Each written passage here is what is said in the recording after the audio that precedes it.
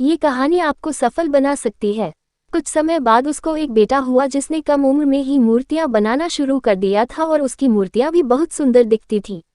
मूर्तिकार अपने बेटे की सफलता से काफी खुश था, फिर भी वह अपने बेटे की प्रत्येक मूर्ति में कुछ न कुछ जरूर निकलता और बेटे को उनके बारे में बताता था।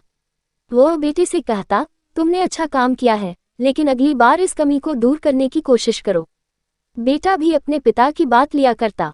उसने अपने पिता की सलाह के बाद अपनी हर मूर्तियों में सुधार करना जारी रखा।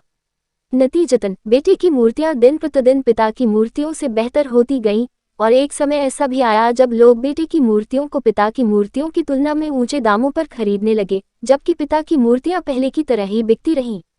पिता ने अभी तक अपने बेटे की मूर्तियों में कमियां निकालना बंद नहीं किया था, लेकिन बेटा अब बाप के इस बर्ताव से खुश नहीं था। फिर भी वह बिना दिमाग लगाए उन कमियों को स्वीकार कर लेता था और पिता के सुझावों के अनुसार अपनी मूर्तियों में सुधार करता रहा। आखिरकार एक दिन ऐसा आया जब उसके पिता ने उसकी बनाई मूर्तियों में कमियां निकालनी चाहिए तो बेटे का धैर्य जवाब दे गया। बेटे ने कहा, पिताजी, अगर आप इतने श्रेष्ठ मूर्तिकार होते तो आपकी मूर्तियां मेरी मूर्तियों से कम कीमत पर नहीं बिकती। मुझे नहीं लगता कि मुझे अब आपकी सलाह की आवश्यकता है। मेरी मूर्तियां परफेक्ट हैं। बाप ने ये सुनकर अपने बेटे को सलाह देना बंद कर दिया। कुछ महीने बीत गए। बेटा खुश था, लेकिन फिर उसे एहसास हुआ कि उसकी मूर्तियों की अब उतनी तारीफ नहीं की जाती जितनी पहले की जाती थी, और अब उसकी मूर्तियों की कीमतें भी बढ़ना बंद हो गई हैं। पहले तो उसे कुछ समझ नहीं आया, लेकिन फिर वह अपने पिता के पास गया और उनसे मदद करने को कहा। पिता ने बड़े शांति से बेटे की बात सुनी, जैसे उन्हें पहले से ही पता था कि ऐसा दिन आएगा। बाप का चेहरा पर बेटे ने भी यह महसूस किया और पूछा, क्या आप पहले से जानते थे कि ऐसा कुछ होने वाला था? पिता ने उत्तर दिया, हाँ, मैं भी कभी इन परिस्थितियों से गुजर चुका हूँ। बेटे ने कहा, फिर आपको मुझे ये तभी बता देना चाहिए था। पिता ने उत्तर दिया, शायद तब तुम मेरी बात नहीं समझ पाते। मैं ये भलीभांति जानता हूँ और मानता भी हूँ कि मैं मूर्ति बनाने की कला में तुमसे ज़्यादा बेहतर नहीं हूँ। ऐसा भी हो सकता है कि मूर्तियों के बारे में मेरी सलाह गलत हो, और ऐसा नहीं है कि सिर्फ मेरी सलाह से तुम्हारी मूर्तियां बेहतर हो गईं।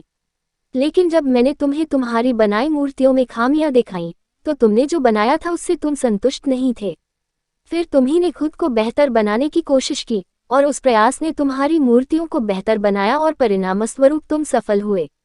लेकिन ये भी उतना ही सच है कि जिस दिन से तुम्हें लगा कि अब तुम्हारे काम में सुधार की कोई गुंजाइश नहीं है, तुम्हारा विकास रुक गया। लोग हमेशा तुमसे अधिक की उम्मीद करते हैं, और इसलिए अब तुम्हें न तो अपने काम के लिए ज़्यादा सराहना मिलती है और न ही इसके लिए ज़्यादा पैसा मिलते हैं। बेटा कुछ देर चुप रहा, फिर उसने पूछा, तो अब मैं क्या करूं? बेटे के सवाल के जवाब में पिता ने एक छोटा लेकिन अमूल्य जवाब दिया, असंतुष्ट होना सीखो, विश्वास करो कि सुधार और बेहतर बनने के लिए हमेशा जगह है। यह एक बात तुम्हें भविष्य में निरंतर प्रगति करने के लिए हमेशा प्रेरित करेगी और हमेशा सुधार करती रहेगी, तुम्हें पहले से ज़्यादा बेहतर बनाती रहेगी।